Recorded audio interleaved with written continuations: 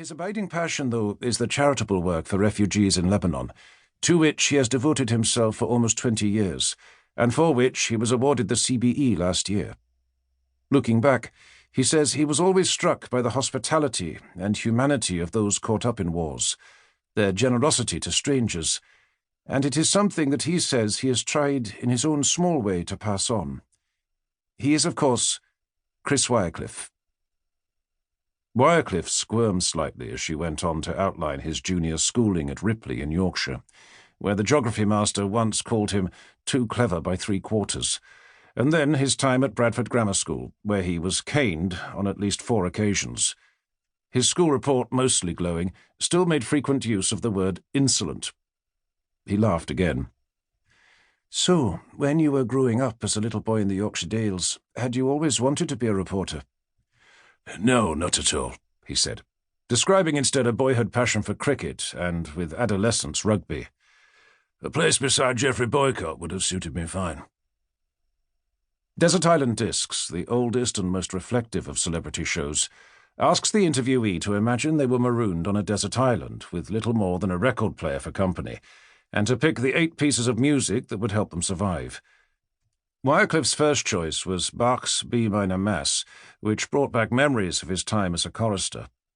After broadcasting an excerpt, Young probed his days at Oxford's Balliol College, where he studied politics, philosophy and economics.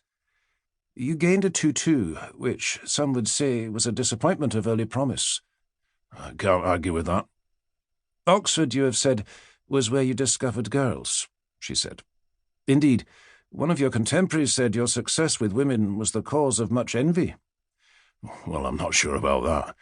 At that age, it's the central preoccupation of most males. I wasn't much different." Kirsty Young referred to the substantial fan mail he now received as a radio personality.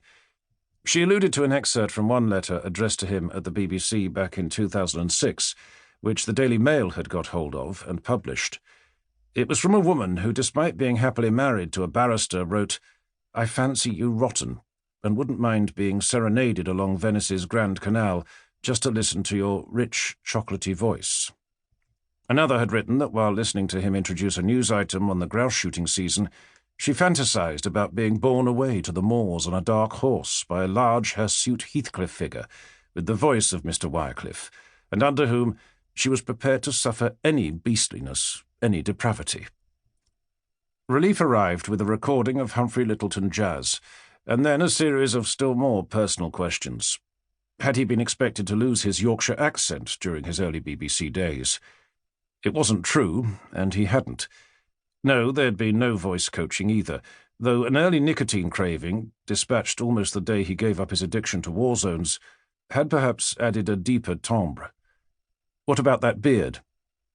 "I started wearing a beard out of laziness when I was reporting in the field," he said. "It's a bit more neatly trimmed now. I'm always surprised when listeners discover my picture on the Radio 4 website and see I have facial hair and say they're surprised, even annoyed, because that isn't how they imagine me." "Annoyed?" "Oh, yes," he laughed. "I've destroyed a piece of mental furniture. You imagine someone one way, listen to them every day for years, and they turn out to look different. It scrambles the picture you get in your head next time you listen." Desert Island Discs, traditionally famous for fawning to the famous, was now expected to get underneath a guest's skin. The next question didn't come as much of a surprise. "Now, I must ask you about the A-Levels scratch card incident," Young said. Wyrecliffe had a particularly unpleasant interview on Today a year ago with a bumptious education minister. The question was asked why it was that A-level results had got better every year without a break for 15 years, if not through becoming easier. The minister had doggedly stuck to the party line: good students, better teaching, and restructured education. Marking, he said, had not been softened one jot.